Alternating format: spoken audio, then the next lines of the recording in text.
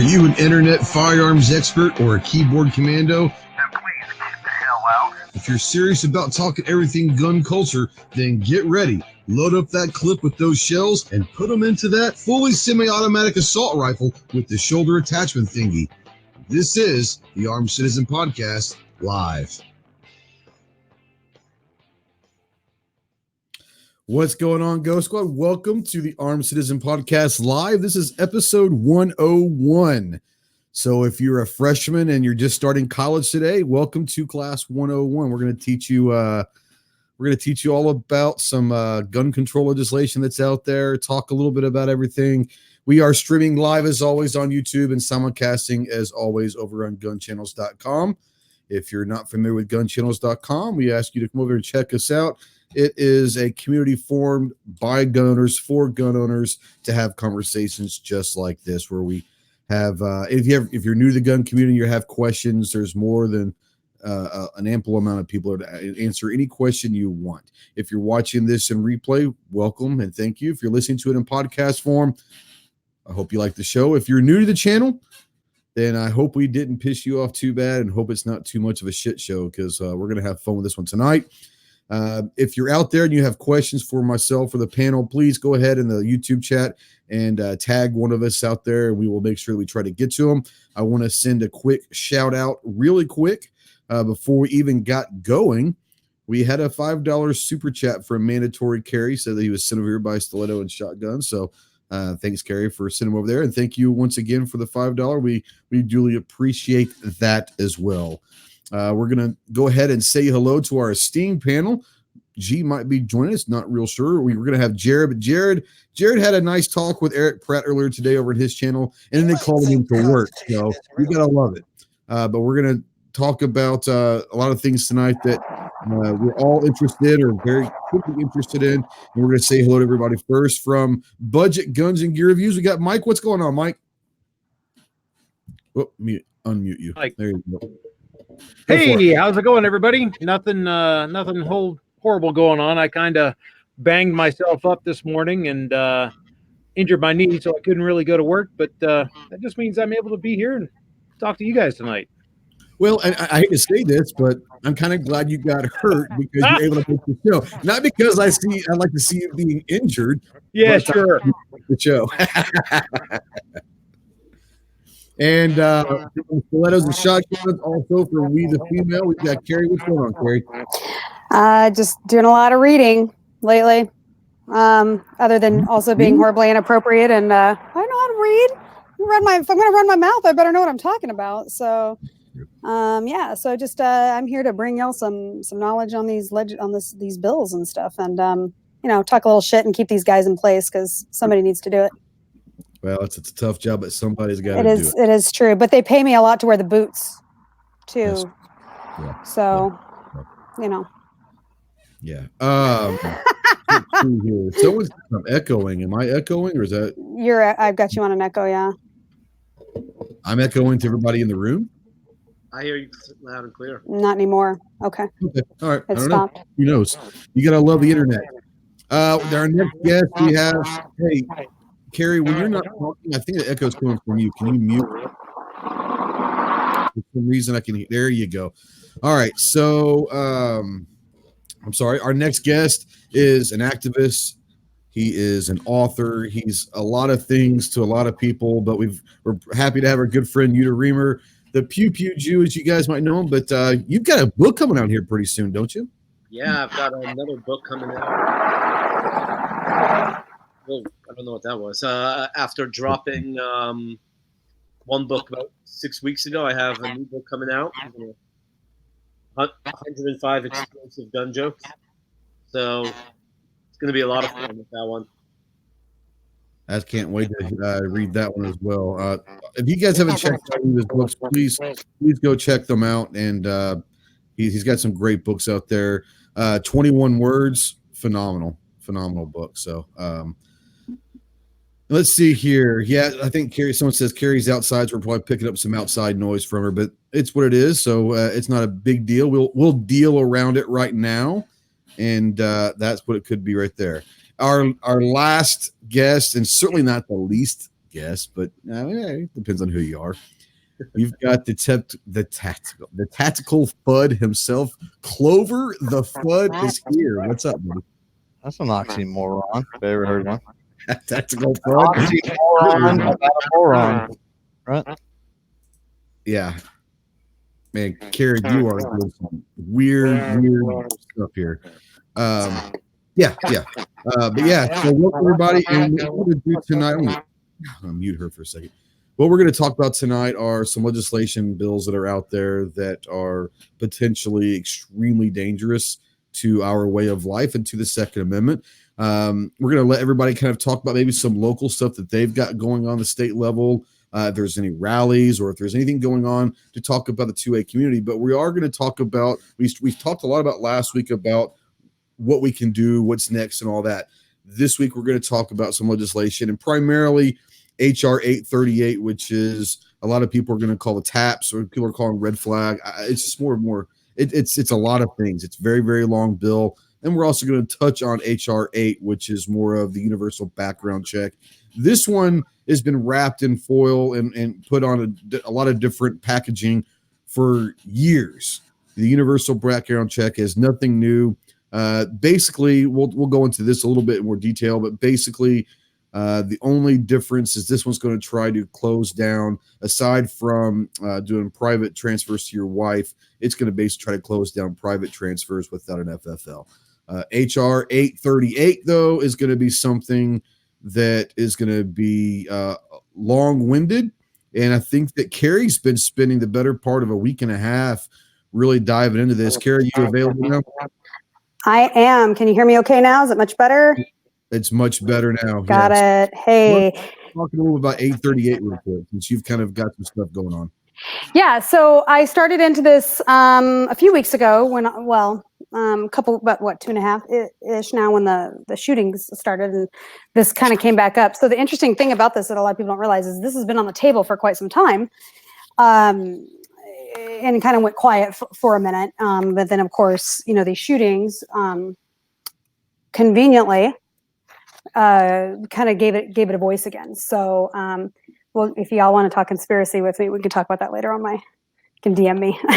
But anyway, so HR, here's some of the bigger takeaways. I mean, I could go on for a while about this, so you guys stop me, ask any questions. Let's kind of like do like bullet point to bullet point, and we'll take each individual bullet point and kind of talk about throughout the room. How about that? You bet. So first and foremost, what I want to explain what a lot of people perceive HR 8 to be. A lot of people perceive HR 8 to be a gun control and red flag bill. Okay. That's not what it is at all, actually. It is a bill to develop a national strategy to prevent targeted violence through behavioral threat assessment and management for other purposes. Let me read you guys that again, okay? To develop a national strategy to prevent targeted violence through behavioral threat assessment and Are you management. talking about HR 8 or HR 838? This is 838. Okay. Okay. What they call TAPs. You've heard about the TAPs. They call it the TAPS Act, right? Yeah. So it's the TAPS Act. So what this is it goes over. So this is what it. Let's go over what it's.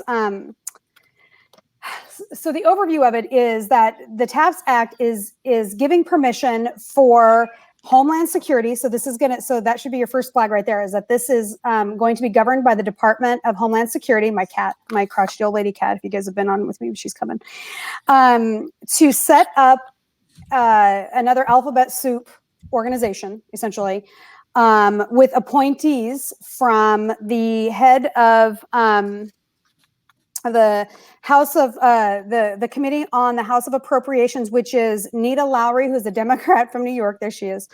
And then the Committee on Homeland Security and the Committee on the Judiciary of the House of Representatives and the Committee on Appropriations. I'm like, what are they involved with for? I don't know. And that's Richard Shelby of Alabama. So if we have anybody here from New York, pay for it. That's what they're worried about. Right. Exactly. So so if anybody's from New York, in Nita Lowry's district, you've got her, and then this Richard Shelby guy from Alabama. So the Committee on Homeland Security and Governmental Affairs and the Committee on the Judiciary of the State. So basically, so these people will be able to pick who they want, and that is the different sections. They have specified in the TAPS Act of who of where they're going to pull people from, and I'll get to that in a minute. Why that's important. To be able to create this committee or organization or whatever you want to call it, to write whatever it is they want, really, in regards to creating a behavioral threat assessment and management for other purposes. Okay, so you guys have to remember, sometimes these aren't how they're written, it's how they're not written that you have to read between the lines. A lot of the stuff with the government thing, and this thing is it's really hard to read. It's kind of a pain in the ass to get through. So essentially what they're going to be doing is that this is targeting group associations. Okay, so whether whether they are classified by said organization or Homeland Security, right? Because it's under Homeland Security, as a terrorism or political association. So Antifa, right? So on the surface, this looks like it's a good thing, or mental health and determine that they're crazy. There are no rules to identify, investigate, surveillance, or monitoring whatsoever at this point. So the TAPS Act has none of that criteria written into it. It just is creating, it is approving the opportunity to create the organization that will write that legislation. Okay. Yeah. So you're talking right now, we're talking about a bill. And if you've read this thing, it's like 20 some odd pages, Yeah. 23 or 24 pages. It is the most vague bill you're ever going to see. And I want to let Mike or Yuta or Clover jump in. I know that we're talking about classifying people, and that's another word for classifying is profiling. Sorry, anybody else? I'm sure Yuta might have something. I don't know. There's a Jew in the room might know something about that. I mean, yeah, I think red flag laws work, incredibly well. I mean, you can just ask my great grandparents and grandparents who went through the Holocaust, and the over 60 relatives that I will never meet because of red flag laws that were passed in Germany. I think it's a very slippery slope. Once we get red flag laws, there's no turning back. I mean, yeah, think prohibition, but 1,000 times worse. Prohibition, you were able to stop it, reel it back when they saw that it wasn't working. But man, I know there's a lot of VA issues right now with, if a veteran is giving the VA a hard time for any benefits. From what I've read, the VA is allowed to basically label them as a threat. Well, if someone is seeking medical help, but they don't want, any kind of restrictions necessarily, they just want to seek the help, for example, anyone can just say, oh, well, no, that guy can't get a gun now. I mean, then that's just if someone's looking for help. If someone thinks that somebody might be a detriment, hell, all of us know, I mean, we all know people that probably would label us domestic terrorists. I would guarantee it. Yeah. And here, I don't want to go down this rabbit hole, but I do want to bring up something because I am working with 2 or 3 organizations, both in a national and a state level for veteran stuff at the VA. Understand this. If you ever want to know how corrupt the government is, the VA hospitals, you're going to go and wait in line for an average of 8 to 9 hours to see a doctor for 15 seconds. And oh, by the way, here's the thing about the VA hospital. They can't treat you if you have undocumented illnesses. Now, here's a problem with that.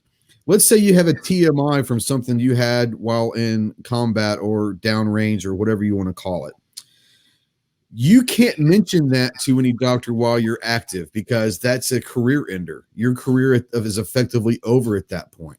So you don't say anything about something like a TMI, let's say, and because you want to keep your career. And then when you get out, you bring it up to the VA. They can't do anything for you because it's not documented earlier. So it's a very double-edged sword we're talking about here. So I'm sorry I want to bring that up. But you're right. I mean, if you go against the VA or anything like that, then yes, they could tag you, like you said, is a domestic terrorist or whatever, a problem. And it's so bad. Mike, Clover, do you want to jump in any of this real quick before we move on? I'm reading the wrong HR 838 or something because what I'm seeing doesn't even have a section 12.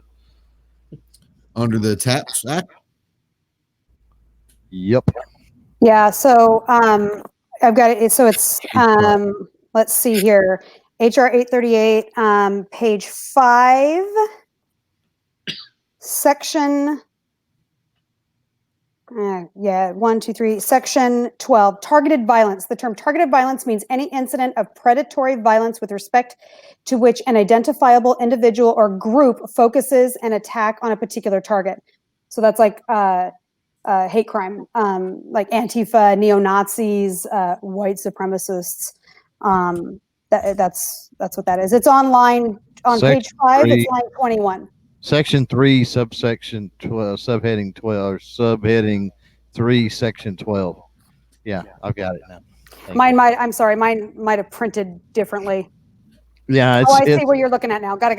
Yeah, I got it's you. under definitions. Yeah, under sorry. section 3 of definitions. Yeah. Sorry. Yeah, so that's basically what they're saying there.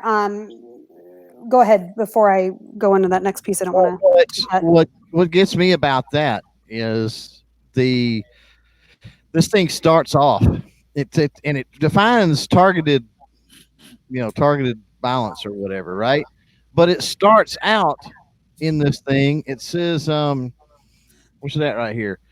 Section 2, subparagraph 1 or whatever. It says incidents of targeted violence are impacting our nation frequently and indiscriminately. If they're targeted, how are they indiscriminate? I'm just Right. how that works. Welcome to the United States government. Clover, you're not actually asking a government document to make sense, right? Yeah, I'm just saying that's right Yo, there. this thing is ridiculous. These are elected officials, my man. These guys are. You're literally 3 sentences into this bill, and it's contradicted itself. I know other people have probably drawn this comparison, and I'm sure other people will already. But to me, this just sounds like a memorandum on how they're going to create the Bureau of Pre-Crime, because that's what it is. So this is essentially. So my husband does counterterrorism, profile, military basically. Obviously, much different level and scale of what that is, but he knows how to read this kind of. This is his lane, so to speak. And so because I got confused with some of the language in here, I had him go through it with me as well. And he said this is essentially the Patriot Act 2.0. Is what this is. This is the new and improved version of the Patriot Act. If you want to call it Minority Report or whatever it is. So before I'll let everybody finish, because I've got my next set of talking points. So I'll let y'all finish your comments on that before we go into that. I mean, I think it's exactly Minority Report, but instead of having 3 precogs, you'll have Facebook, Twitter, and Instagram as the 3 precogs. Yep. It's actually more than that. Well, right. I'm talking about the big 3 social media platforms. That's right. That's going to be one of the other 2. Wait till you hear what they've got in store for you with this. It's going to really be disturbing. All of us will be on a list. We already are. Already. I'm sure we already are. Yeah. What's up, FBI? What's up? Yeah. So, yeah. And I'll get to that in a few minutes. But if you haven't, I don't know if you've read this or not, but there's a piece in here that should really that is concerning. The reality is that we all know on social media, but there's another piece in here that should legitimately scare you. Yeah, there you go. Yeah, and Nice Strike does say you haven't even gotten to the point of this special agency being able to be used or sway by the sitting president targeting groups of people he or she chooses. So the good news to that is that he has to go through this ABC alphabet soup organization to have that written in the way he wants it. I'm not saying he won't, I'm just, so part of me, so before anybody comes at me in the chat or wants to get combative, yes, I have personal opinions on this, but this is also me just bringing you guys information, whether good, bad, or indifferent about these things. But it's not just politicians. It's going to be anybody that they'll be able to target with that. And it's, but the criteria itself with specifically isn't written yet. So that's that. So this basically what this does is it gives $100 million to create this organization to basically have free reign to write whatever it is that they want to write. That's the super Reader's Digest version of this. So if go ahead, and then when y'all are ready, I'll go into the next set of talking points. Well, I want to bring up real quick. I want to say thanks to Kinky out there. He's got a super chat. It says, Ghost, what stops anti-gunners making false claims against big gun channels like Mac or Yankee just to tie them up to spend more money on lawyers? We'll talk about this real quick. We're going through the room. What stops them? Nothing's going to stop people. They can do that now without a red flag. They can still do that. What we hope to happen is understand that due process still is out there. It's also could be considered an illegal search and seizure if someone tries to get your guns confiscated because of something you say. That's not that's not against. That's not going with what the Constitution says. Slander is one thing. There's all sorts of things, but this is what's scary is in a bill like this, it is so vague.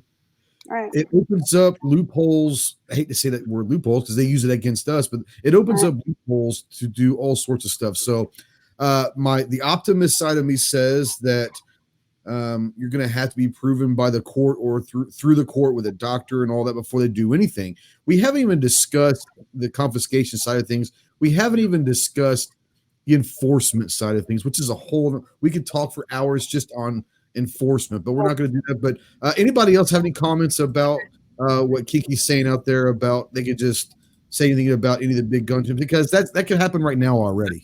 I do. I want to get in on this for a second because I'm reading under the duties of this whatever, this board, this committee, this agency, whatever it's supposed to be. This is not a red flag law.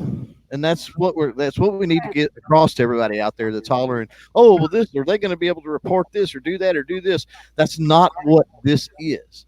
This is establishing an agency that could potentially put things like that in play. This is a precursor, okay? Understand that. This in and of itself, to me, is harmless. The problem that I see with this is with the lack of specificity with it.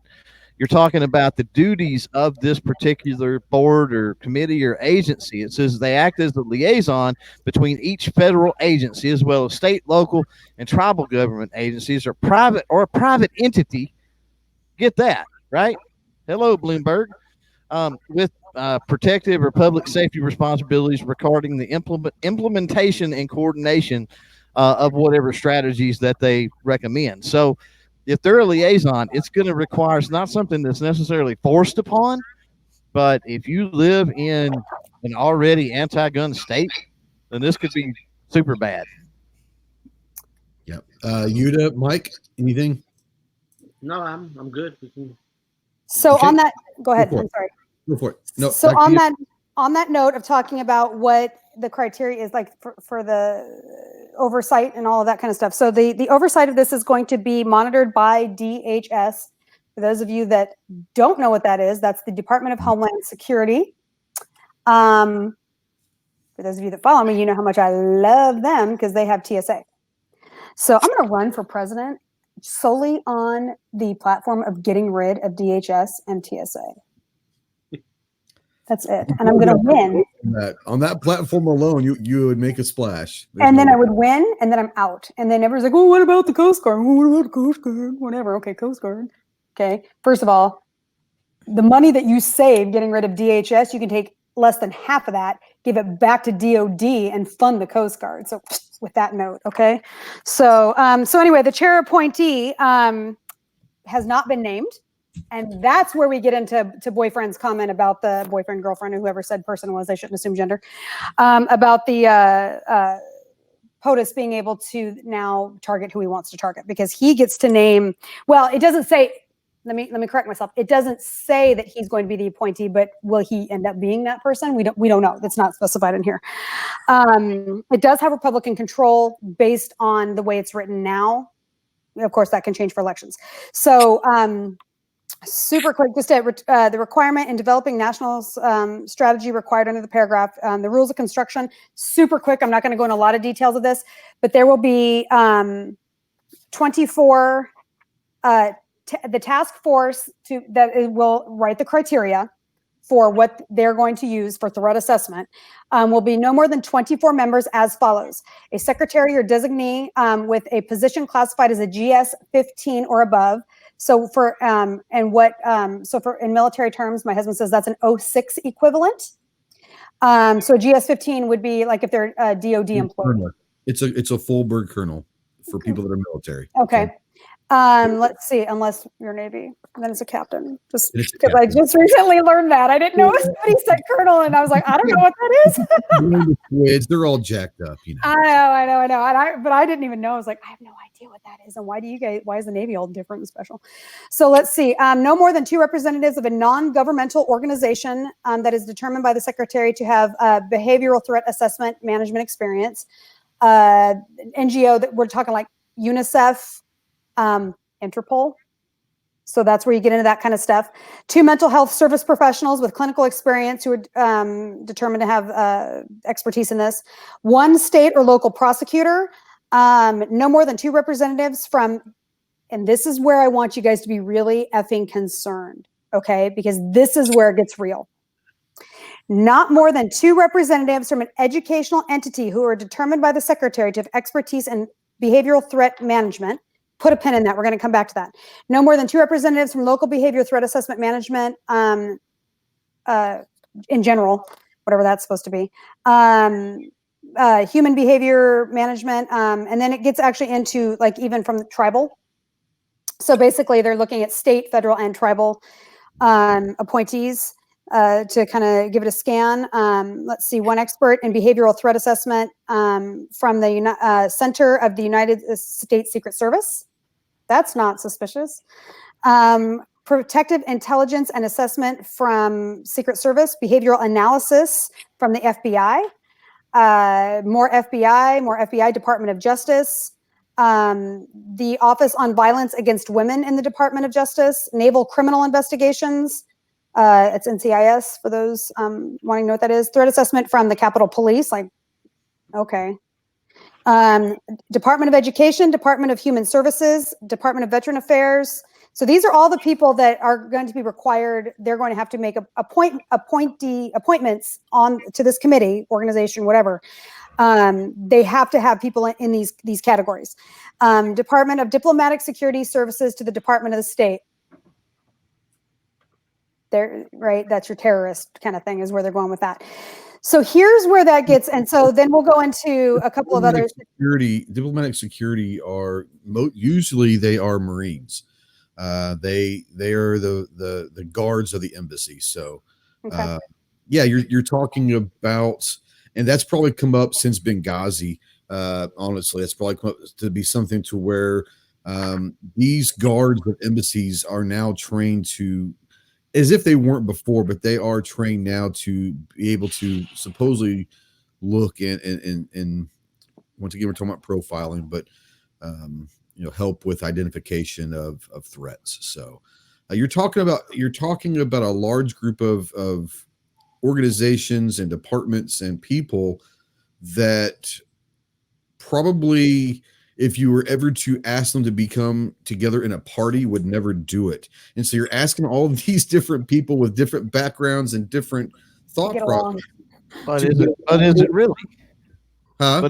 But is it really? Because what this is all insiders of the bureaucracy. That's what I'm getting ready to say is what this is trying to get the people into a group that will, in somehow, some way, whether or not they get along or not, they're going to be there with agendas. And the more people you get into a room with different agendas, once again, this comes back to the vagueness of this bill. When you have 27 different agendas, it only takes one agenda to do something. Now you've got 27 different agendas. With no rules. Chris. Yeah. That literally this bill actually gives them permission to have no rules to do it. That's what I'm saying. Go ahead, Clover. I'm sorry to interrupt you. But on the surface, when I seen this, this was the first time hitting on it. It was just days and days ago.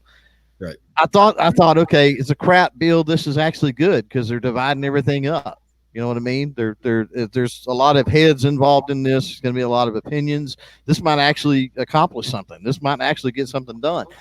But then you start looking at it, and then you start thinking about it, and it's every one of the ones that are not a part of the bureaucracy already. The Department of Veteran Affairs, Department of Education, bureaucracy, right? All of the rest of them, who are they appointed by? The secretary, Bureaucrats. bureaucracy. So you're right back to square one. I mean, if it was bringing in 24 outside random people, I would say, okay, maybe we're onto something here. Right. No, I think that you're right. I think the concept of getting different people in a room to be able to figure out what it is phenomenal. But the people that they're picking to be in this room, not so phenomenal. There's a lot of peepees being thrown around on the table. Let me just say. Do we want to talk any more about this real quick? Go ahead. I mean, I don't know. The more I hear about these bills and stuff like that, I can't get out of my head the book Unintended Consequences. Yeah. I am, man, I know when that book came out, it was a little before my time, or maybe say a little before my time. I was like 6 or 7 when that book came out. But, man, you know, at what point is something like that going to happen? It's trying to now. That's the problem. Yeah. What I mean by what you saw in Unintended Consequences is happening. Yes. Yeah. Completely. What I'm saying is, at what point, and I know this veers away a little from the bill, but at one point is someone going to be what's his name? What's the main character's name again? Whatever his name is. At what point are you going to have a bunch of citizens taking the law into their own hand? I think that's a valid question. That's a valid question, because you're talking about seemingly the government. I mean, we all know the government likes to overstep their boundaries any chance they get. We all know this, and especially in the last, half century, big time. But I will say this is, when is enough? And I think everybody has to answer that question. And what is the answer? And that's what we're here to discuss is a little bit, as well as what is it going to take for the gun community to sit there? And I'm not saying a call to arms. I'm not saying a revolution or a civil war. Please don't think that I'm saying that, because I don't think that that's the answer either. Go ahead and take your pants back off and sit back in your recliner. Motivated. And there's a lot of people that talk about being motivated, but very few people actually do anything. So, Mike, I know you're there, rubbing your head, and you do a lot of stuff, when we go to the rallies and the people you talk to, Mike, I want to bring you in. Are people on that edge right now, or what's it going to take, from what you're just saying, what's going to take for the people to actually, instead of talking about fighting back, and I'm not saying fighting, just with power and words and votes and money and all of that, what's it going to take? What is the next step? I don't know. There's going to have to be something that the apathetic cannot ignore any longer. There's going to have to be something happen that the people who are sitting on the couch saying, someone else will take care of it, are going to get tired of saying someone else will take care of it, and realize that they are someone. So they need to get up and do it. That's what got me to start doing it. And apparently my threshold was lower than the majority of people's. Right. I think that all of us sitting here on this panel can, and many of us out there in the chat can say the same thing, as our threshold was lower than others. But I don't know. I wish I did, because honestly, I'd hope for it to happen. I'd look for it to happen. I'd maybe even try to make it happen, so people will wake up and start fighting with letters, start fighting with phone calls, start fighting with going to rallies and protesting in the streets and going to marches and letting their voices be heard, before it gets to the point where instead of the ballot box and the soapbox, we have to use the cartridge box. But the problem is, we already have that. We already have marches on Washington for the Second Amendment, marches on this Capitol, these speeches I don't know. Capitol, but we have all of that. I wasn't talking about at what point are people going to get off the couch to make those phone calls. You have people doing that. But these politicians, they don't care what the people are saying. Because we keep voting for the same ones. Well, right, but my point is like, yeah, can you vote them out? Yeah, but let's be honest. Every time you vote them out, I mean, I know Dan Crenshaw's now in the news because he's being thrown under the bus for his comments about taps and red flag. My point was, at what point is there going to be someone who will be willing to pull the trigger? Because let's be honest. I don't know. And let's be honest. I'm not there yet. I'm not there yet either, but we're already in a civil war. Whether you like to believe it or not, we are in a civil war. Now, we might not be in a hand-to-hand combat or missiles flying, bullets flying civil war. It's a soft war, a propaganda war at this. It's 100%, but we are currently in the middle of a civil war for this country. And the problem is that we, the people, are losing badly. Really, really badly. So let me throw this to the room real quick and ask you guys, with everything that's been going on with the NRA, and Clover and I have had a lot of discussions. The reason why I worry so much about the 2020 elections is before we all know that politicians to a large degree, I won't say all of it, but close to all of them, will vote where the money drives them to vote. Let's be honest. They don't vote with their consciences anymore. And without the NRA, quote unquote, being the financial lobby of the gun culture being stable, and this money not maybe being filtered to these politicians, there's going to be some votes that are susceptible to gun control, I think. So let me ask you this.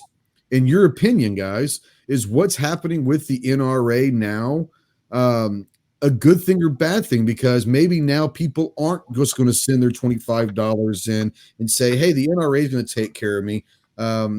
Is this a good thing that people might start understanding that they got to do more on their own now? No. Okay, go ahead, Buda. I don't think so. I think there's as many people out there are against the NRA right now. Nothing about gun owners. For everything that's been going on, there's a 10 times more people who are still saying, well, we still need to support the NRA. So I don't think the NRA is going to make a difference in any way.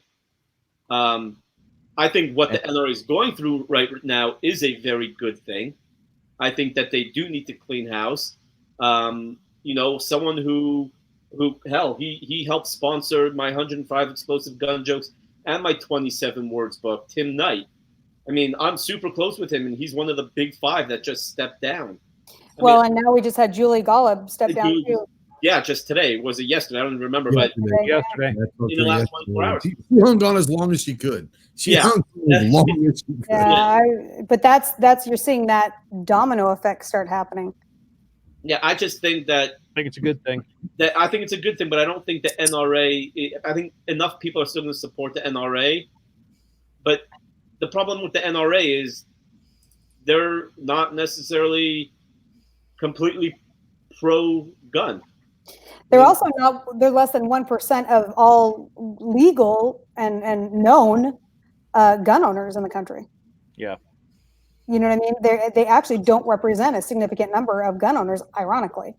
But the sad thing is, they are the largest gun rights org. Right. And that's the truly sad thing. Also, right. That other people aren't interested in supporting the other organizations who may be a little more active in different areas than the NRA is. It would be nice if those who've decided that they're no longer going to support the NRA would go to one of the other organizations, or more than one like I do, and support them. Yeah. I would imagine that Second Amendment Foundation, GOA, FPC, some of these organizations, I would imagine that they've seen an up spike in support in the last 6 months. I'm sure they have. I know they've seen an up spike in FPC, especially. I don't want to say credibility, but maybe they're being paid more attention to now. I know that Alan Gottlieb was just contacted by some, quote, high-ranking official in the White House about this type of legislations and whatnot. So that's a positive thing, I think. Yeah, I think a lot of it comes down to also is and we've said this before in other discussions, that the NRA burning possibly is not necessarily a bad thing, because as the Phoenix does, rising from the ashes, learning from the mistakes. I think that a lot of it comes down to is what we're going to do as a people. And yes, the GOA is great, the SAF is great, but I think that combined, all these other organizations combined, let's be honest, just don't have the infrastructure right now to handle the lobby side of the Second Amendment. And let's be honest, that's the reality of it. Yeah. More than Go ahead. I'm sorry. that's the part that people are failing to realize, and it ticks me off. Yep. Way more than the lobby side and the political side. Yeah. Yeah. Way more. You have to understand that. I've said it for a long time now, that we have people out there that are 100% politically motivated when it comes to 2A and when it comes to gun culture and all of that. And it's dangerous, because that's not something that's not the fabric of our country. The fabric of our country, sadly, is the sports shooting and the hunting and the just caring for self-defense. It's not the, hey, let's all go rant, rail, and protest at the Capitol and all of this other stuff. Yes, we have to do that. We have to be good stewards of the rights that have been bestowed upon us, and we have to do those things. Be civil, right? Our civic duty, so to speak. So here's another food for thought on that. So there's been an organization that has been created it's called Save the Second, that is out there, that had all the petitions. They were on the show about a month ago. Yeah, they were on the show a month ago. To start trying to make moves to basically, which, I can say that, or I would say it's safe to say that we all would agree at the very least, right? The entire board of the NRA needs to be douched and redone. But now even the constant problem. For sure. At least the executive committee, for sure. Right. So, which actually controls the rest of it. I think there's a lot. Obviously, there's been a lot of board members step down in the last few months. I still think that there are some patriots out there that are either still on the board or had just stepped down. I think that there are people that are patriots and are trying to do the right thing with the Second Amendment. The problem is when you have the executive committee up there that are punishing people for asking questions. Right. A lot of board members are asking for transparency. They're asking for a full audit, which they should be. And they're being punished, whether they're being stripped from their committee assignments, they're being punished for asking questions. That right there shows that the executive committee is as corrupt as any politician you want to believe. So there you go. So, but here's a bigger issue now. I shouldn't say bigger issue, another tangent of this issue, right? So now you've got this organization that's come up to fight this, but in true gun culture fashion, they're all in pissing matches with each other over power control and losing credibility with people because of their own inner fighting about egos. Literally, it comes down to effing egos.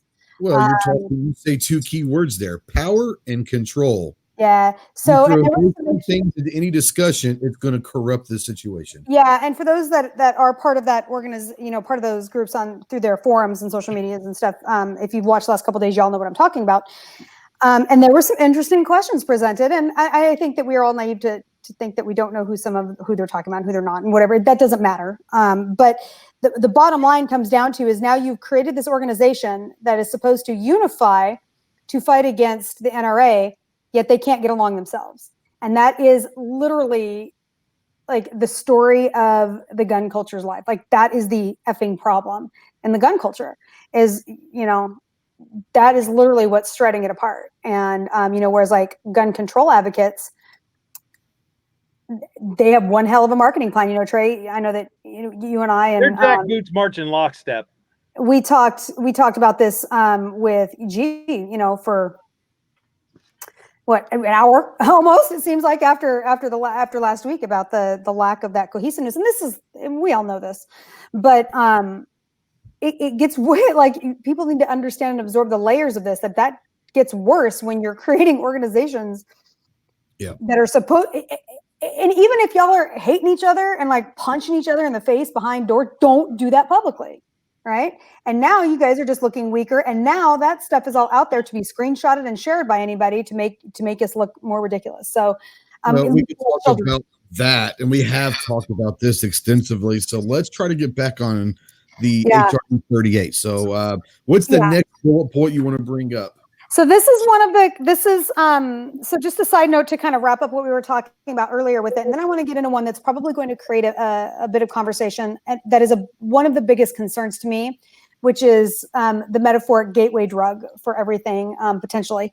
But so essentially, to summarize with this is the way that this is written with the committee, the people that they're appointing, is they're literally going to be able to leverage all available resources, and which is going to segue into this next piece. And they have complete open-ended, arbitrary option to change the rules as they go along. Like, that's how free form this TAPS Act is. Here is one of the things that really should concern people. Clover brought up the, the social media thing, or I think it was you. It might have been Mike, but using all of the big three. Oh, it was Yehuda. The big three being social media, but actually that's a subcategory, because one of the other big ones that they're going to use is your children's records at school. And any past records that you have through school. So like, say you're in your 20s and you just graduated from college, right? I'm bold. So your children, so if you have kids that have gone in for your kid's having a bad day because he's bullied, right? And he goes in to talk to the counselor about this. Now you've got a record of a mental health deal with your kid, right? So this is now an issue where this organization is now going to be able to access your children's history and their medical records, to be able to look at any history. And the argument is that, we're going to be watching for patterns of violence or potentially violent behavior, to which we've talked to Michael Sedini about this. We know that the only evidence of future violence is, predictor is previous violence. Like, there's no connection to actually like a mental health diagnosis to that, according to what some of the stuff that he's done with WTTA. But so now what they're going to do is use your children's records and any pattern of mental health behavior, any discord that they're going to counselors for, whether in school or out of school, to connect you back to home, to say, okay, so Bobby went in to talk to the counselor because he's been having a really bad time at home because his parents are getting divorced. Oh, well, maybe we need to look at Dad's social media to see what's going on there. Maybe we should, Dad's got guns. Okay, well, let's see what kind of guns he has registered to him, right? Because in the States, you've got like your license or whatever will show what you purchased or whatever. So that is the bigger concern that people are missing with this one. And even as I've talked to some people about it, they kind of dismiss that one. I'm like, I don't think y'all get the seriousness of what that means. Because now you have HIPAA violation, and you've got, so when I tell people that this is not a Second Amendment bill or act, it's not. This is a 1, 4, and 5. And in fact, on the last page of this, it actually says, so the last paragraph on this says, no effect on other laws. Nothing in this act may be construed to preclude or contradict any other provision of law authorizing the provision. This is fucking, government language. I tend to get people demonetized with my mouth. Sorry, I'm trying to behave. To contradict or provision of law authorizing the provision of firearms or the training and use of firearms. What that means is this has nothing to do with guns or gun control. What this will enable them to do, them being the government, is to use all of the other resources to profile you, to then be able to justify other laws like HR 8 and some other things. You know what this actually sounds like to me? Forget pre-crime. This sounds like the creation of the Stasi. It's like Minority Report stuff. It sounds bad. The Eastern Secret Police used to keep files on everybody and everything that anybody ever did to have bugs in their houses. They would even go collect scent samples. Well, go ahead. Here's the rub. Okay, I know we're talking. I'm gonna throw some positivity out there for everybody for a minute, because we got real gloom and doom there for a second. That is the end of the world, Minority Report, and all this. Okay, I just read something earlier. Kerry will attest to this. that it talks about this task force, whatever, being a liaison between, A and B and C, and it goes down to the local level. You need to get involved in your local politics. You need to be voting your city councils and especially your sheriffs that are pro-gun and will have your back, because that's the people. Say that a little louder. Should this slip through or something similar later on, they're the only ones that can save your rear end. Yeah. Yeah, and that's something that, I know that you and I have talked about ad nauseum about, like the false isn't the right, the misdirected focus on where this is and why that's important, particularly with this act, because this act, right? It's like I said, Patriot Act 2.0.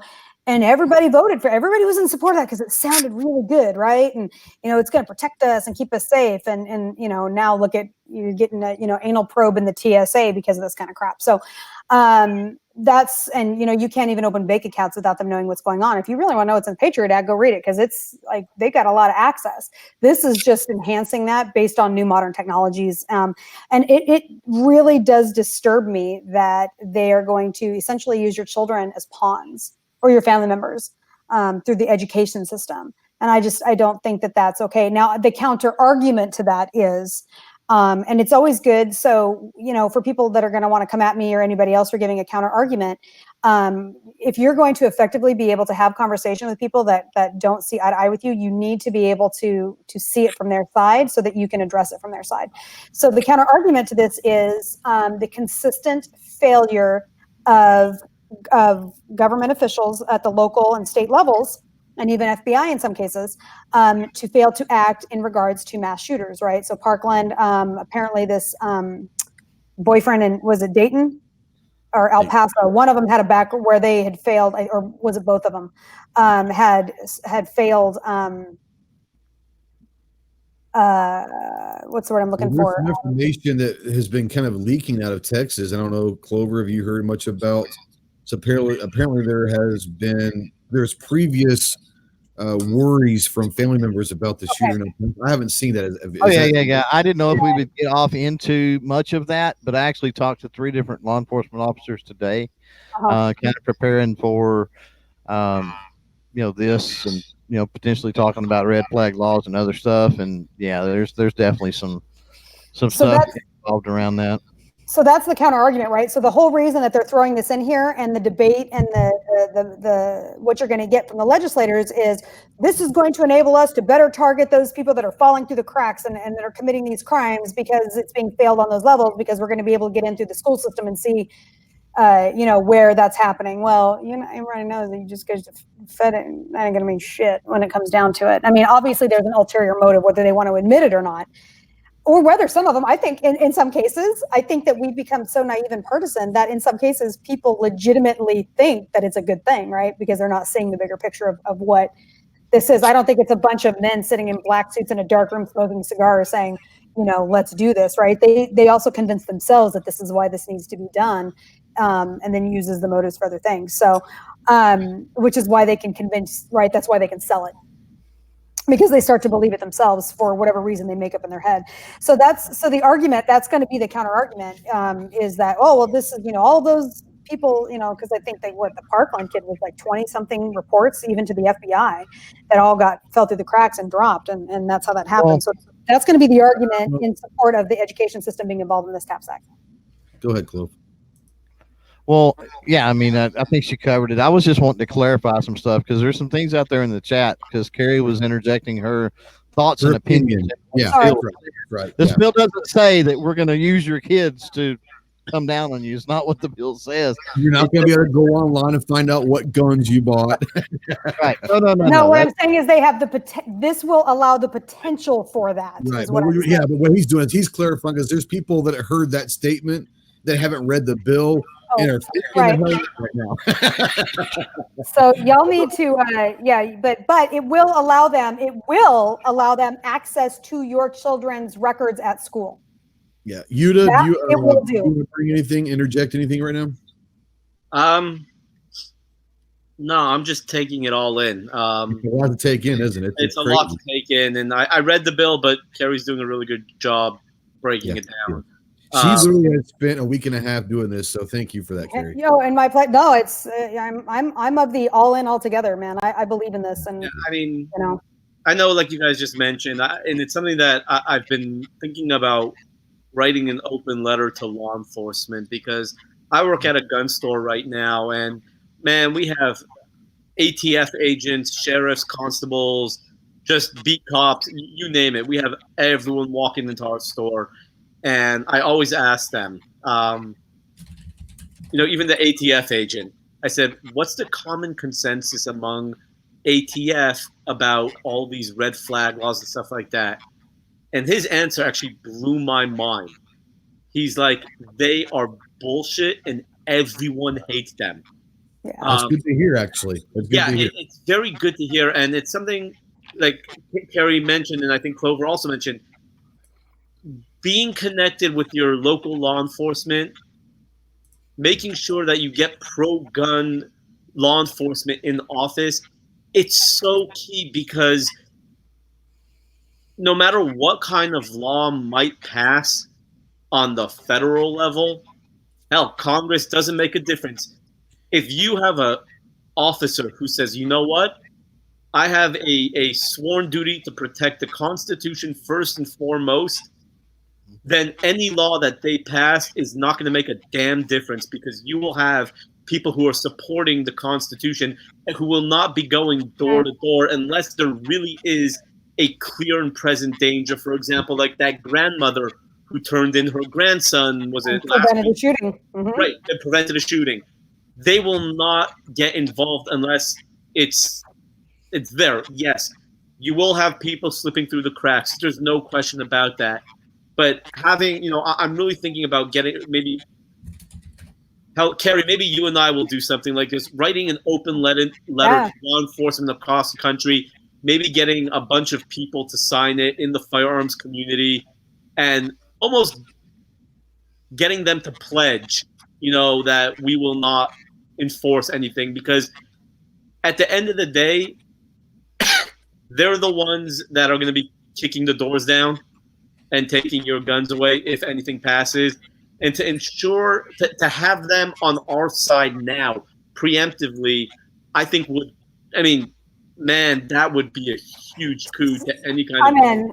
I'm all in on that. I'm more than happy to help you. I have a wordsmith in my home who has written, he writes manuals for the military. So I've got a wordsmith that we can give him our outline and he can make it, but we've got a couple of sheriffs up here in Washington State. When 1639 came out, they're like, fuck you. And one of them, they're like trying to get him to run for governor now, because he's like, because he came out publicly and says, this violates the Constitution, and my sworn obligation as an elected official is to uphold the Constitution. So, we're seeing it all over the country.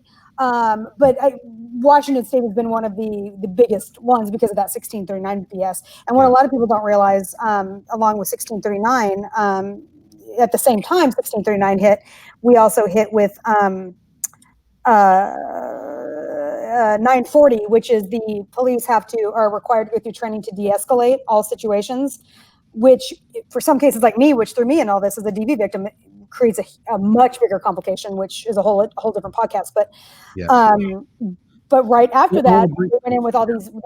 We've got a lot of ERPOs and some crap that was put in place. Hey, let's try to stay somewhat on topic here, because we got a lot of time. I want to bring Mike back in real quick and say, with you being in the LEO profession and around LEO and all of that, before we move on to the next bullet point, what say you as far as the enforcement? When you talk to law enforcement and all of that, the enforcement side of these things, do y'all talk about these kind of laws where, what if this comes down the line? Are you going to be willing to go door to door and confiscate? 90% of them that I talk to absolutely despise it. They hate it. They have no interest in it. They have no liking for it. They don't want to do it. And a lot of them have said that they will say no. That 10th one, though, absolutely willing. Yep, it's the law. And if it's the law, I'm going to do it. Yeah. So there will be, to say that there won't be law enforcement willing to do it, you're sadly mistaken. Yeah, Most they of will them will not want to do it. Most of them won't do it. There will be some that will. That's just how it is. Ask that elderly lady after Katrina what happened to her. Yeah. Well, and you're also talking about, and I've never been in law enforcement, so I can't speak to that. I can tell you from a military side is, you take an oath to defend and protect the Constitution of the United States. It is our duty and right to question unlawful orders. Unfortunately, there are the people that will sit there and say is if this is a passed bill and made to law, it is part of what we are supposed to protect. So I get the 10%. And here's the thing. We may disagree with that 10th guy, but in his mind, he is 100% justified in doing what he's doing. And so I don't want to bash anyone out there, even though we don't agree with them. I mean, interpretation of what they're there to do. Yeah. The guy I'm thinking of told me that, listen, my job is to enforce the law, not make the law, not interpret the law. It's to enforce the law as written. I don't have a choice. I'm just unless I decide I want to quit. I'm just going to throw this out there. Killing Jews was legal during Nazi Germany, and hiding them. I'm with you. Absolutely. So, you doesn't make it right. Just because a law is a law. No. I wasn't trying to justify that guy.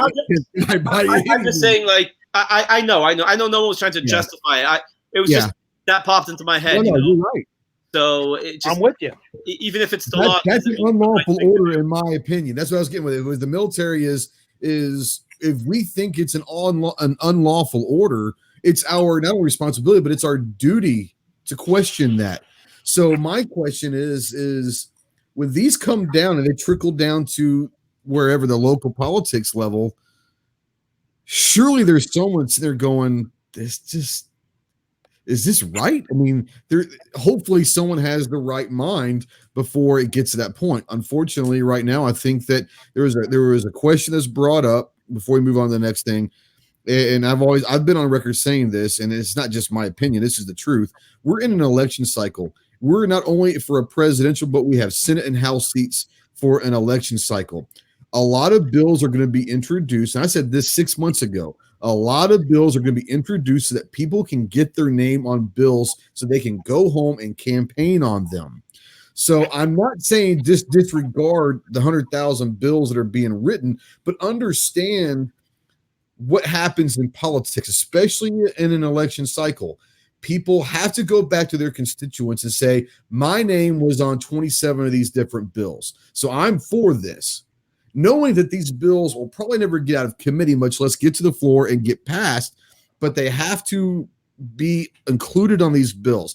Not saying that this is one of them because it's already passed the House, but what I'm saying to you is understand that over the next year, you're going to see a lot of things happen in politics that if you're new to kind of interpreting the political scale of things, you're going to be mind blown as to how politics works. You talk about all the time, you don't want to see how a hot dog's made.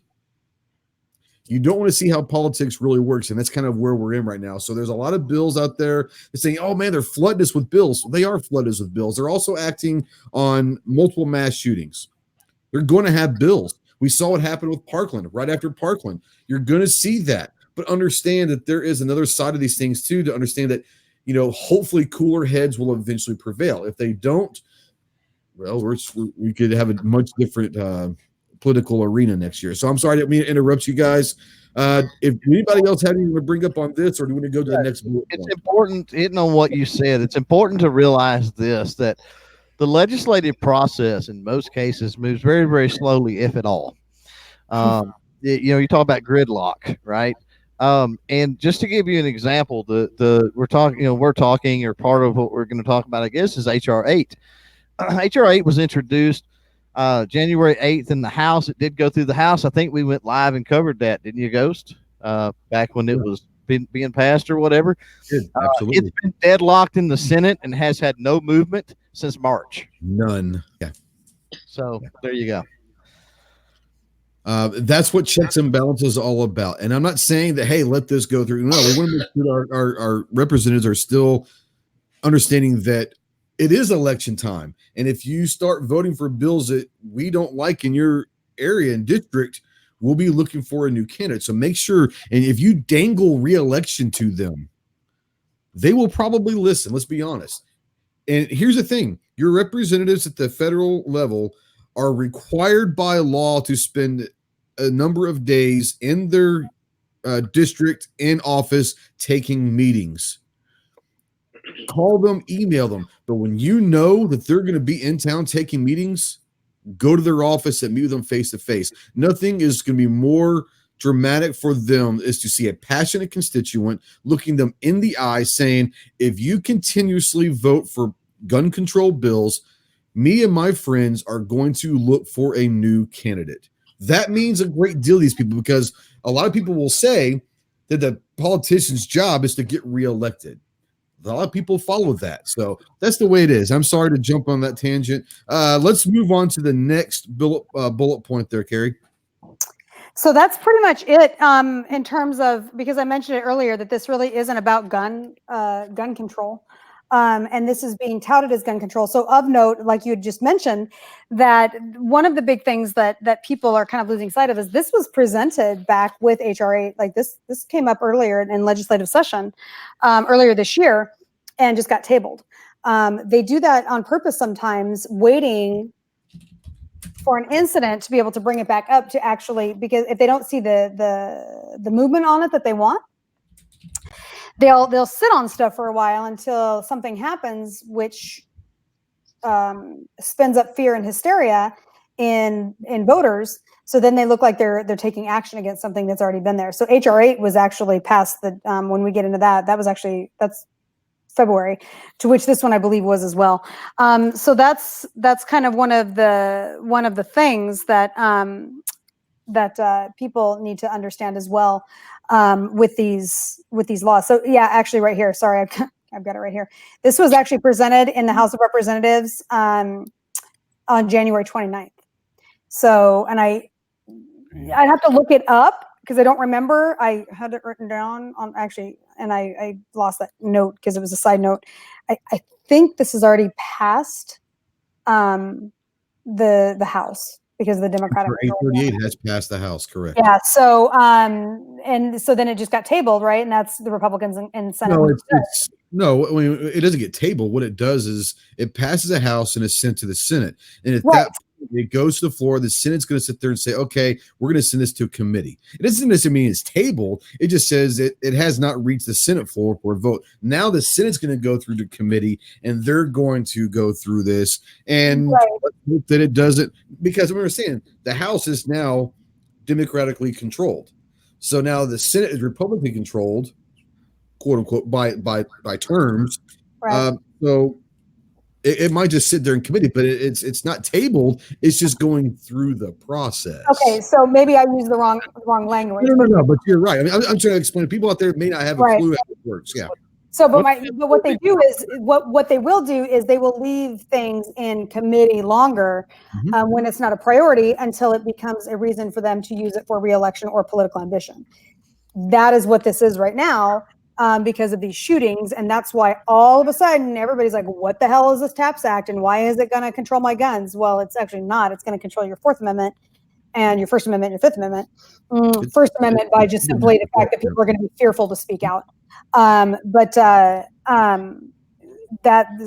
why you're hearing about it again, is because they're capitalizing on trying to get it passed. And for those, I turned off the chat, but for those of you out there, because there's a lot of partisanship still going on in the conversation in the chat, and we've all had this conversation, those of us in this room here, about the partisanship. Make no mistake about it. If a Republican thinks that he's going to lose his seat because he does not stand up for this, he will vote for it, because it ain't about you. It's about them keeping those jobs and keeping that paycheck and becoming millionaires. So bottom line, let's be realistic about what that is. So don't think for a minute that this is a left or right or conservative or Democrat issue. You will get bit in the ass by staying partisan on stuff like this one in particular. This HR 8, not so much. It's kind of benign, to be really honest, when we get into that one. But this one right here, it concerns me that so many people, A, misunderstand it, and B, I haven't read it. and don't understand. I get it. It's hard to read. I mean, these things are like, I had to have a supplemental reader, with it. And we've all talked about it and tried to hash through it because it's really confusing and they want it that way. But this is way more dangerous than just a red flag bill, a red flag law. This is the shit, not to sound dramatic, but I think Yehuda would agree. This is the shit that starts to lead to the downfall of all the other shit right here. This is it. Yep. So.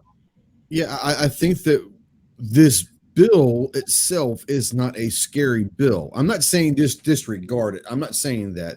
The bill itself, and we've been saying this for a while, for a month or so, a few months, that this bill in particular is not a scary bill.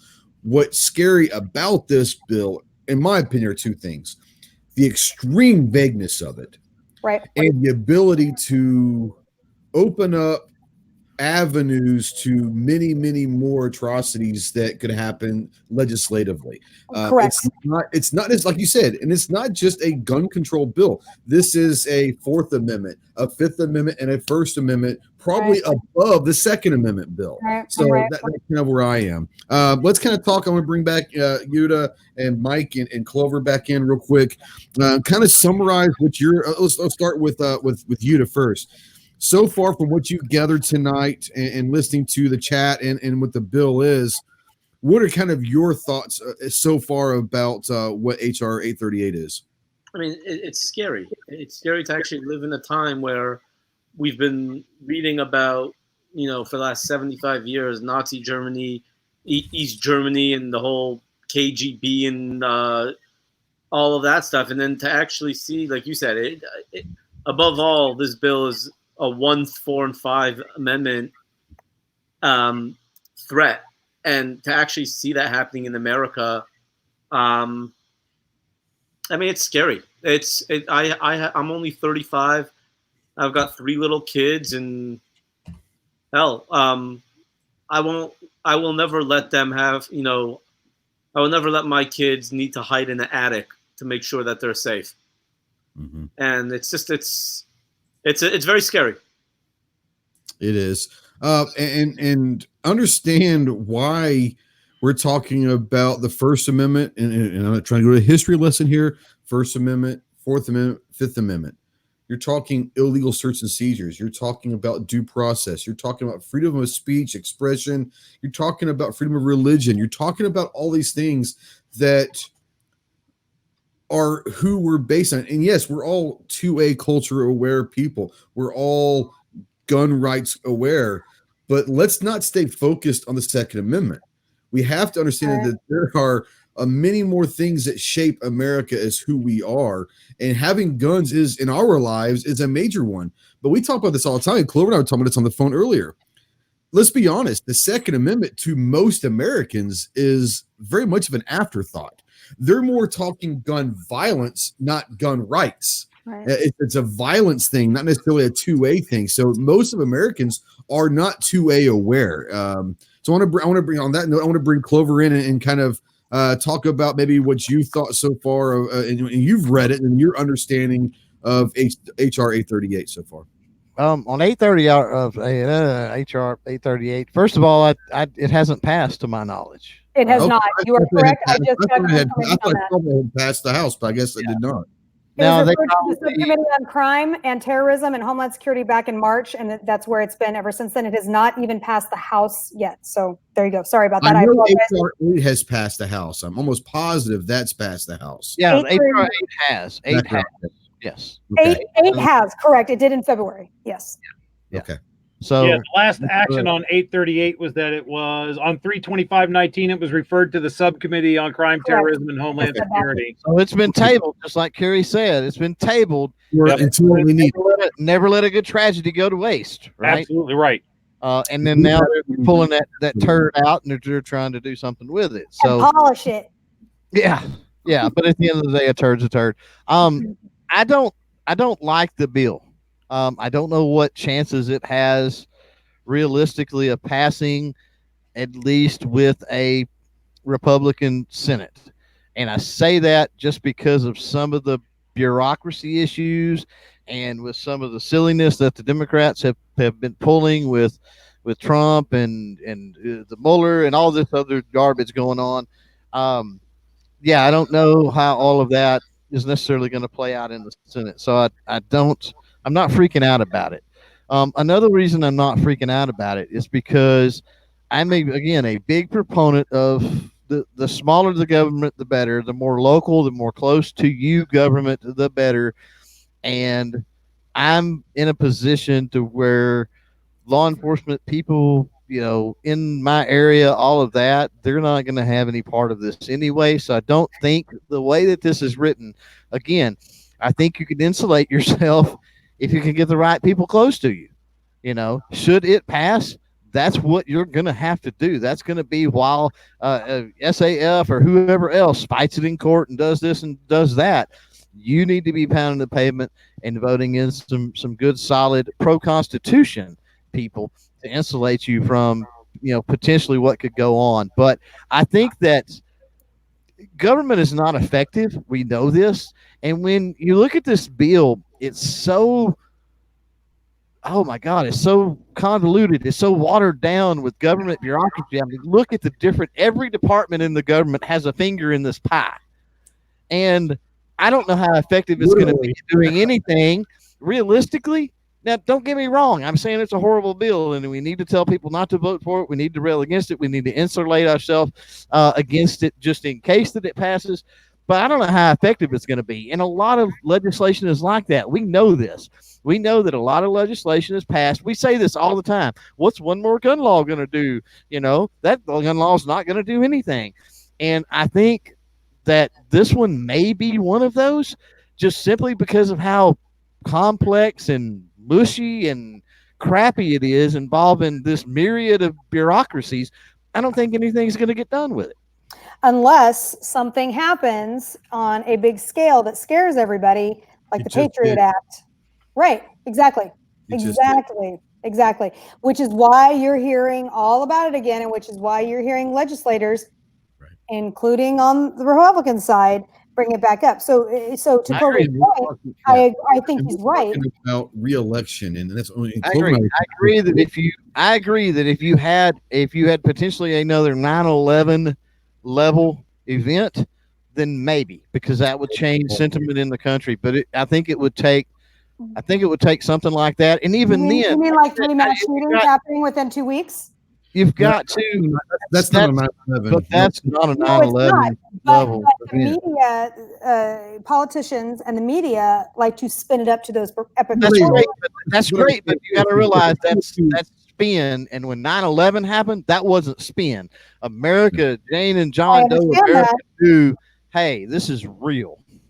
Let me ask you a question real quick. I'll ask the Clover to this. Yeah. Had the Patriot Act been introduced in 2007, does it have a chance of going through? No. I didn't hear that. I'm sorry, what? No. If the Patriot Act was introduced in 2007, nope, it doesn't have a chance in hell of going through, honestly. Nope. People act on emotion. Democrat Congress? No. And Democrat Congress? No. Absolutely. Sorry. Are you keep going there, Clover, if you're still going? I apologize. Okay, Mike, let's bring you in. What say you about what we've discussed tonight so far? And I know we're going to have some other topics we want to bring up here later, but so far, what's your get up on 838? I see in it the potential that it has. It has the potential to go one of two ways. It has the potential to set up a surveillance state like we haven't seen since the Stasi. It also has the potential to set up such a Charlie Foxtrot that it does absolutely nothing and is a complete boondoggle and waste of resources. And knowing our government, that's a dead even flip. It depends. It could remain an absolute non-entity, nothing, until something big happens, and it gets its teeth. That's because it can sit indefinitely in a committee. It can sit indefinitely, even if it's passed, and even if they don't really do anything with it and exercise it to its full potential. The groundwork is there for if something major happens. Yeah, Katie, bar the door. Look out. I guarantee this bill, HR 838, has been in a desk drawer for 10 years. Guarantee that it was in a drawer somewhere during Obama's administration. Every session, they're going to just change. They're going to resubmit it under a different name, whatever, until something like this does happen. Like I said, every year there's something like the TAPS Act that is introduced every single session. It all depends on the timing of when it get teeth. And there's all sorts. I mean, there's hundreds of bills that will never go noticed until something happens. So, yeah. Now I know we might want to talk about a couple of things real quick. Yuta, you had said something that you might want to bring up, a tweet that was brought up today.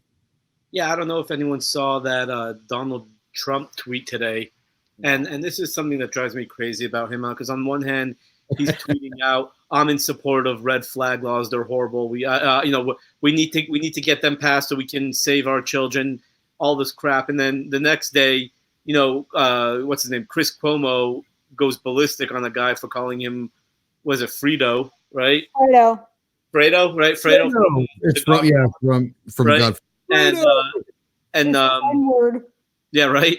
And Trump tweets out, "Would Chris Cuomo be given a red flag for his recent rant? Filthy language and the total loss of control. He shouldn't be allowed to have any weapon. He's nuts."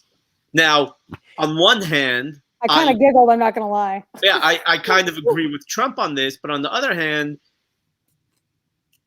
freaking stop, like, oh my God. It was a whole different issue. Yeah. Yeah, it's like you're either for it or you're against it. He's a populist, man. He's a populist. Whatever's popular that day. And it drives me crazy.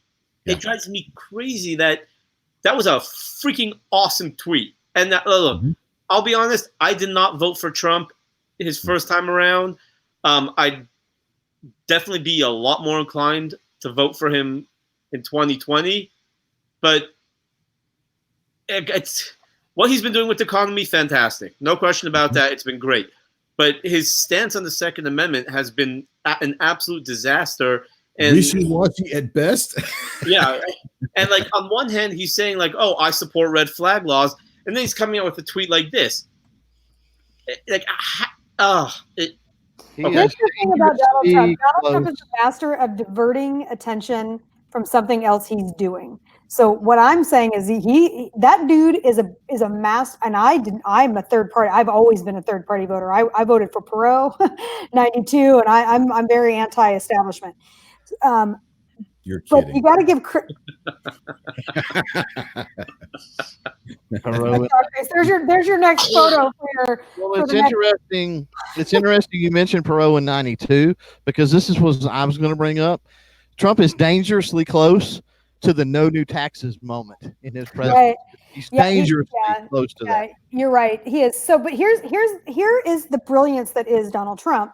And nobody come at me if you don't like. I mean, because like I said, I don't like. I'm not a Trump fan. I read his long before he had political aspirations.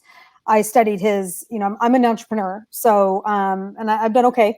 And I've studied some of his thought processes. The one thing he's a master at is diversion and negotiation. And he knows that these people hate him and he knows that he lives rent-free in their heads. And that they lost their ever-loving effing minds when he tweeted that. And just like we're sitting here having the conversation about it, right? He knows it. So now between this and what's happened to the school shootings, what are we hearing about? Or the mass shootings? Not a whole lot. But boy, you're hearing about Epstein again. So guess what that really means? It's time to turn on C-SPAN and pay attention to what they're doing. Because he is using this as a diversion tactic for some other crap going on, and along with the Epstein thing. So that's where you want to start. When he starts doing that kind of stuff, there's usually something going on behind it. I'm sorry, I saw this. He is the ultimate troll. He is the ultimate troll. That's great. Because something brilliant at it. Meaning to be. He's not trying to be, but he turns into the ultimate troll. And the makes him an ultimate troll is he will change his mind 5 seconds later and argue what you're for, and he's still going to have you pissed off for it. You're right. Whoever said that he was a detent, beautiful. Love it. Love it. My Commander Slone just walked in the room here and says, he said, He just ended the whole red flag argument with one tweet, pissed everybody off, and it was absolutely brilliant. You know, and I think that there's a lot to be said about that. I think that might have been his move to I think I don't think he has moves. That's the problem. I don't think Trump has moves. I think he's got moves. They're just not planned. They're right out of his ass when he's ready to do. Yeah, I don't think anything's calculated with this guy at all. He's either the craziest, like most brilliant person in the world, or he just gets lucky. I can't decide what it is. You don't become. So I've read several of his books. Like I said, 15 years ago, long before he had political aspirations. Yeah. It's not luck. Well, he's not. I'm not saying he's stable. Yeah. I mean, I would question. You want to get into stability and evals, right? That being said, that dude is not dumb. For a lot of the things you can say about him, he knows. I don't think that anything he's doing move wise is not intent. He knows what he's doing, and he's a lot of things. He really is. He's a lot of things. What's that? I'm sorry. Huda's being a punk and sending me I'm trolling Kerry because I love it. I love it. Well, no, I just sent her a meme of a picture of Epstein since we mentioned him, and it says, snort. And it says he went in a pedophile but came out a swinger. Too soon. Oh. Now, see, I never think it's too soon, but I'm really horribly inappropriate, so I thought it was hilarious. See, we could go down a whole thing about Jeffrey Epstein. There's a whole thing about, I don't want to touch that right now because that's a whole nother podcast we could discuss on the weirdness of this suicide. Okay, so let's go through. My husband just said Donald Trump is Leroy Jenkins. Leroy Jenkins. There you go. So what we're going to do real quick is we're going to kind of go through, and if you have anything you want to touch on about what your projects are right now, anything that you want to touch on we talk about tonight, I'm going to give everybody a few minutes to talk about what they're doing. And Kerry, we're going to start with you. Where can people find you, and what do you want to do with closing and get your message out? So clearly I'm going to be writing a letter with Yehuda here regarding police support on lack of enforcement of some of these laws, which I think is a great idea. Yehuda and I are starting little coffee talks on Sunday morning, actually, on Instagram, and we're going to be working on trying to get those through on Facebook and YouTube live stream as well. Just basically just sitting talking about some of the current events that are 2A related, advocacy, what people can do to get involved, so on and so forth. So be watching for that on both of our social medias, Stilettos and Shotguns or We the Female _official. That'll be on my Stilettos and Shotguns because the We the Female is more my education outreach I do for situational awareness and basically how not to need a gun to begin with. And I'll be down in Orange County Thursday teaching a class at United Defense Tactical. They're hosting me along with High Caliber OC. That's Heather, who's a firearms instructor down there. We'll be teaching our class there. And then GRPC, for people that are going to GRPC, I'm going to be going in early because I'm working on a little project with Trey and G. Got Cheryl Todd on board with that. And she's ready to go with that as well. So I'm working on trying to get a collective marketing plan, for lack of a better term, together in the gun culture. So if you actually want involved with that or want more information, you can shoot me a DM on social media or Messenger and let me know what you want to do about that. I suggest you, if you're pissed off and you're sick of it, stop bitching and get involved. Well said. And I want to say thanks to you. I know that you've been busting your ass for the last week and a half on 27 different things, but one of them is deciphering HR 838. And there are a lot of people out there. I think everyone in this room, whether they've read the whole thing. Donald Trump back there on your plane. What's going on there? What's that? Oh, it's a doll. Oh, I didn't see that. So is this Air Force One that you're on? No, but he likes to ride in style. What can I say? So he's gonna fly the CloverTac, baby. CloverTac G5 with We're passengers. talking about this legislation right now. I mean, I'm in a private meeting in the jet, so I'll handle it. It's all good. Yeah. And you're welcome. I'll get you guys some info on that HR8. It's actually not that dramatic. So it's We know that's not Epstein's jet he's on. That's not a Clinton doll. Oh, Too soon? Nah. never. Nah. All right. Thanks for coming on, Kerry. Appreciate you. And Yuta, what about you? I know you've got you've had some books come out this year. You've got another one getting ready to drop. Talk about what all you're doing, man. Yeah, so like I came out with 27 words at the end of June, a breakdown of the 27 words of the Second Amendment for children. And then I'm about to drop, I just got it today, sample copy of my next one, 105 explosive gun jokes. You can see the little, what is it? There it goes. Guy's sticking his finger into the barrel of a politician's shotgun and it's blowing up in his face. So I'm working on that. Kerry and I have a couple projects that we're working on. We're going to be coming out with a new shirt very, very soon. It's going to be a co-brand shirt that will stir some feathers? You're kidding. We're gonna raise some eyebrows. We'll definitely will stir the pot. And I'm actually I'm working at this small gun store, and we're closing up shop in about 5 weeks. And it's going to be called Texas Gun Experience, and we're opening up in Grapevine, Texas, a 35,000 square foot gun range.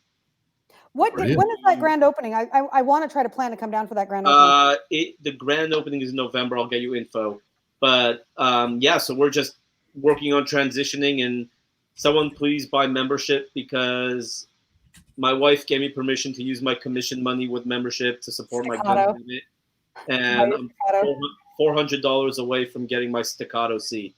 So they should just give it to you for all the promotion you've been doing. They really should. I got to shoot it. It's pretty great. Yeah, and that's. Did I tell you I got to shoot it? I got to shoot it. Yeah, you said it was awesome. So that's where I'm at. Thanks for coming on, bud. Mike, what about you? I know you got some stuff coming up that you want to talk about as well. Yeah, and it's first off, for those of you who don't know me, I'm Mike from Budget Guns and Gear Reviews. You can find me at www.budgetgunsandgear.com or Budget Guns and Gear Reviews here on YouTube or Budget Guns and Gear on Instagram, Facebook, and Twitter. Okay, now that the self-promoting whore stuff is out of the way, let me promote something else. There's been a lot of talk out in the chat about, well, what can we do? What can we do? Well, we can do the standard stuff, call, write, send letters, as I say every week in my show, telephone, telegraph, snail mail, email, smoke signals, heliograph, semaphore, whatever. But one thing we can also do is get together and rally and let our voice be heard right outside the State House door, which is what we're doing on September 7th in Columbus at noon. There is it's called Americans Against Red Flag Laws, because here in Ohio, due to the Dayton incident, they are, already the politicians are jumping on the gun control bandwagon. And there already has been, they have introduced a bill for quote unquote universal background checks, which we all know aren't. And there's also been a ballot initiative introduced in Ohio. They're currently collecting signatures for it for universal background checks. And our wonderful so-called Republican governor, Mike DeWine, has instituted a 17-point plan that features a lot of mental health stuff, which is great, but also some gun control points, like what he's calling them protective orders, but they're red flags. You call a turd a rose, but it still stinks, right? So there's a rally against this, and I'm putting a link out there in a chat to the Facebook group for that. If you are in Ohio or a neighboring state and you would like to come out and stand with us and let your voice be heard, please do so. I will be speaking at the event. So, of course, I'm going to put all that stuff out on YouTube and whatnot once it's done. But, come stand with us and let the people in the State House hear us. And you get to shake my paw. I tell people all the time, you have the best voice out there. I love your voice, and you do great work. Please set. And is it still at 10:30 But if it is still at 10:30, go check out the Ride of the People on Friday night. 11:30. Well, 10:30 Central. I'm sorry. 10:30 Central. Yeah. I'm sorry. I'm one of the Central time zone. Yeah. But no, go check out the Ride of the People, and I love when I can be on there. I love jumping on there. It's my favorite show of the week. That even if I can't be on there, I'm listening to it or get to the next day. Wonderful show. But yeah, thanks, Budget, for coming on. Clover, I mean, do you have it? I mean, are you doing anything? I mean, do we need to give you any time? Nah, not really. Not really. Not much. All right. You know, He's in a personal meeting with Donald Trump right now. Could you not bother him? I'm sorry. Yeah, I told Donnie to chill for a minute, watch Netflix. I had to finish this up, so he's all good. He's like, he knows that I'm huge. So huge. Yeah.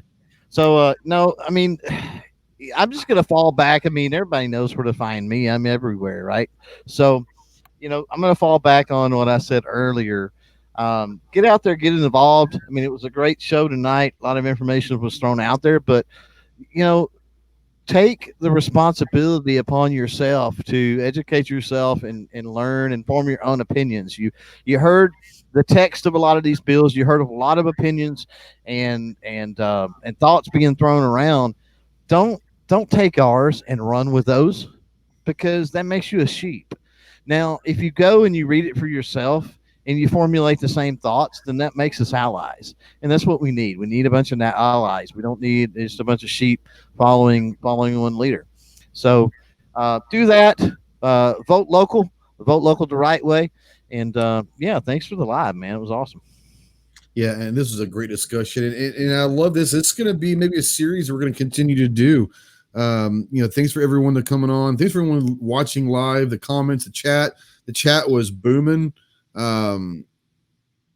Understand, guys, if you're going to chat, there's 11 different conversations between 50 different people happening during a live chat. So if I don't acknowledge your comment out there, it has nothing to do with I don't like you. It has nothing to do with I don't think that your point is valid or something that I should bring up. It's the fact that I don't have time to decipher between 27 different conversations. I don't know the context of what I don't know if you're talking to me, if you're talking to somebody else. So I apologize. Wait a minute. You mean you're busy running the show? Yeah, no. What? That's crazy talk. I'm not a very smart man. I'm a crayon-eating Marine. You have to give me some time here. It is because I don't care. That's right, Squib. I don't care about any of you. Just kidding. But I do want to say that if you're out there, there's some people that are kind of been new the last few weeks that have said that, hey, you don't acknowledge some. I try to acknowledge everything that I can that's relevant to the conversation. Understand that if I kind of acknowledge everything that's being said, we'll have an 8-hour chat because we'll never stay on topic. So if you have something that you want to ask me that I don't acknowledge, please email me or put it in the comments below. Email me anytime at live@ghosttactical.us or ghosttactical@yahoo.com. Anytime that you have a question, I am more than happy to discuss things with you, have conversations. Hell, I'll give you my phone number. If you email me and you want to talk on the phone, I'll give you my phone number. I have no problem with that. But understand that I don't have time, honestly, to touch on every single comment that's made. So I apologize if I offend anybody out there. It is what it is. If you're watching in replay or listening in podcast form and you have questions or comments, absolutely, positive or negative, put those comments down below. A thumb up or a thumb down. You know, the great thing about that is it's a conversation, and some of the best conversations happen when people don't agree, because if you do it civilly, then you can have wonderful interactions with different people. So we don't always have to agree. We don't have to, I don't even want to know what's going on in the private chat in here. I have no idea. So, anyways, but thanks you guys for watching and listening, whether it's live or replay. Please go check out every single person on this panel. Go check out gunchannels.com. Most importantly, read up on all bills, not just Second Amendment related bills. Know what's in your House, in your Senate committees. Know what's at your state level. And like Clover and everyone has said earlier, make sure that when the primaries come up in your local, whether it's sheriff, if it's city council, whether it's, whatever it is, make sure that you understand who's running and what they stand for. Talk to them face to face. Go shake their hand. Go buy them a donut. Whatever it takes to understand who you possibly could be having represent you in your local, because like we said before, the local politics is where it's at. I'm very much of, if I had to lean a certain way, I'm very much a constitutionalist. I believe in the Constitution. I think that a limited government is what the forefathers wanted and desired. And the more and more that the government grows, that's on us. The government's only as big as we're going to allow it to be. So please be part of the solution. Turn your cameras on, talk about it. But more importantly, have conversations locally. That's where it really starts. Have conversations locally. So thanks again for everyone for coming on. We shall see you soon. Semper Fi.